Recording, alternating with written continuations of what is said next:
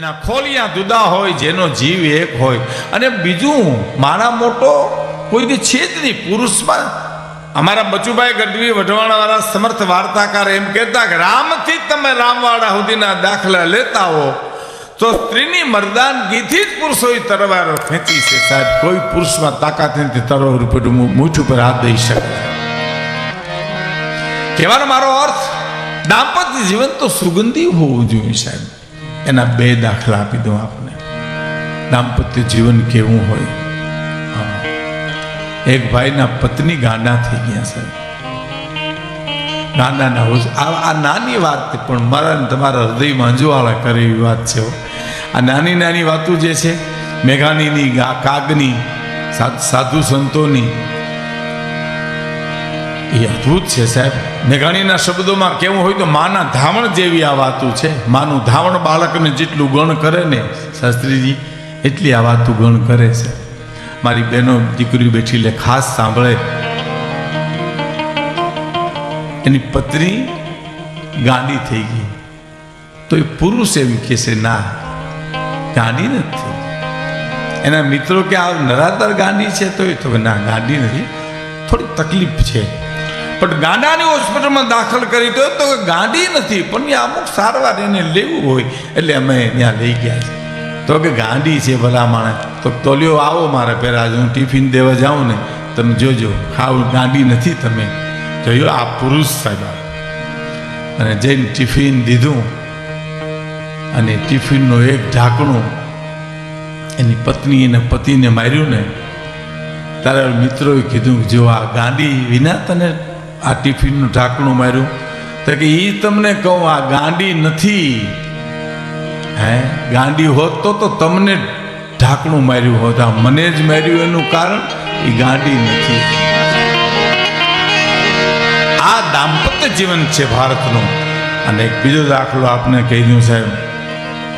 ગામડું ગામ, એક જ્યોતિષી આવેલા, બાઈ ઠામડા ઉઠકે. આ મેઘાણીએ ભ્રમણ કરીને મેળવેલી વાતો છે સાહેબ.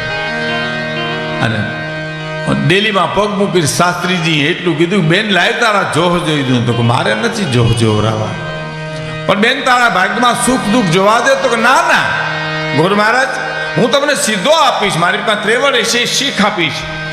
પણ જોહ જોવા હોય તો ઓલી વ્યક્તિ બેઠી એના જોહ જોઈને જુઓ તો એ પુરુષ બેઠો તો ઉગાડા પટ લુગડા, વીર વિકેર વાળ.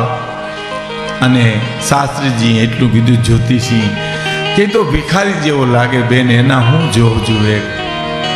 બાપજી, ગામડાની બાઈ બોલી, બાપજી તમારે મન ભિખારી છે, મારો તો ધણી છે, મારો તો પતિ છે. બાપજી એના જોહ જુઓ. ઈ સુખી તો હું સુખી, ઈ દુખી તો હું દુખી. રસ્તો નથી આમ ડ્રાઈવર.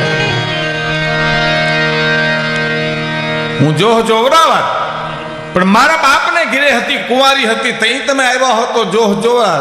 પણ હવે મારા લગ્ન થઈ ગયા એટલે મારા હાથની રેખાઓ ભુહાઈ ગઈ. મારે તો એની રેખા ઉપર જીવવાનું છે સાહેબ. અને આ કામ મોહનભાઈ પટેલને પટેલ સમાજ કરે છે સાહેબાજી. હા, એ બે પતિ પત્નીના ઝઘડા હોય એને ભેળા કરી એનો સંસાર સળગે નહીં અને સુગંધિત બને એના માટે મોલા પટેલને બધા ખૂબ ખૂબ ખૂબ મહેનત કરે છે સાહેબ. કેટલા આશીર્વાદ લેવાય છે સાહેબ. એક થોડી અણહમજણ માટે પતિ પત્ની જુદા થઈ જાય અને બાળકોનું ભવિષ્ય બગડી જાય, એને સુધારવા માટે આ સંસ્થા બહુ મોટું કામ કરે છે સાહેબ. કહેવાનો મારો અર્થ, દાંપત્ય જીવન હોય સાહેબ, બોલવાનું થાય, વાતચાત થાય. દાંપત્ય જીવન સુગંધિત હોવું જોઈએ. આપણું વિસલિંગ આવે છે કઈ કઈ સંજય.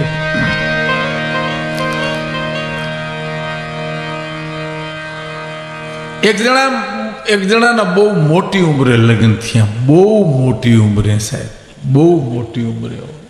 હજી લંબાવું, બહુ મોટી ઉંમરે. પછી કોકે પૂછ્યું કે આ મોટી ઉંમરે લગ્ન કર્યા? તો કે આ તો કે એનું કારણ તો કે એના બે કારણ. કે કેમ? તો સારું પાત્ર નીકળે તો પોરો થાય કે રાહ જોઈ પ્રમાણ છે, પાત્ર તો સારું મળ્યું ને ભલે મોડું મળ્યું પણ. અને નબળું પાત્ર નીકળે તો જાજુ ભોગવવું નહીં. હાવ કાંઠે જ બેઠા હોય ધોકો મારે જીવા. અને હવે મારે આ વાત કરી અને આગળ વધવું છે. કબીરને જઈને એક માણસે કીધું, કબીરને મારે લગ્ન કરવા છે, કરું કે ન કરું? તો કબીર કઈ બોલ્યા નહીં. બીજી વાર જુવાને કીધું, હું તમને પૂછવા આવ્યો છું, મારે લગ્ન કરવા છે, કરું કે ન કરું? કબીર બોલ્યા નહીં. ત્રીજી વાર કીધું, તમને પૂછવા આવ્યો છું. કબીરે એના પત્નીને કીધું કે દીવો પેટાવીને દઈ જાવ ને. બપોરના ટાણે દીવો પેટાવી કબીરના પત્ની આડો હાથ રાખી દીવો મૂકીને વયા ગયા. પછી 5-10 મિનિટમાં કીધું કબીરે કે આ દીવો લઈ જાવ, એટલે લઈ ગયા દીવો. પછી ઓલા જુવાને કીધું, તમારે બપોરને ટાણે ધોમ તડકામાં આ દીવાની શું જરૂર હતી? કબીર કે, તમે પૂછ્યું પણ મારી પત્ની પૂછ્યું. બહુ સારી વાત છે. તમે પૂછ્યું પણ મારા પત્ની પૂછ્યું? તો કે ના, તો કે એવું મળે તો કરી લેજો, નકર એમનેમ રહેજો. એમ દાંપત્ય જીવન સુગંધિત છે.